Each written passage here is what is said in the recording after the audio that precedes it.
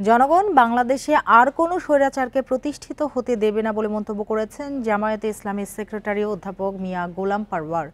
সকালে খুলনা প্রেস ক্লাবে আয়োজিত অনুষ্ঠানে তিনি বলেন, ১৬ বছরে দেশের সবগুলো বিভাগকে তছনছ করে দিয়েছে আওয়ামী লীগ সরকার। স্বৈরাচারের মাস্টারমাইন্ড শেখ হাসিনা এত অন্যায় অত্যাচার করেছেন যে পালিয়ে যেতে বাধ্য হয়েছে। বলেন, হাসিনার সেই দাম্ভিকতাই তার পতনের কারণ।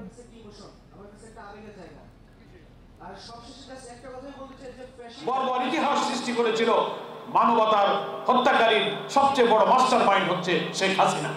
এবং জনতার উত্তাল আন্দোলনে, কোটি কোটি মানুষের উত্তাল আন্দোলনে ৫ই আগস্ট গণভবন থেকে ইতিহাসের সবচেয়ে ভিন্ন ফ্যাসিস্ট সে এবং তার বোন হেলিকপ্টারে পালিয়ে ভারতে যেতে বাধ্য হয়েছে।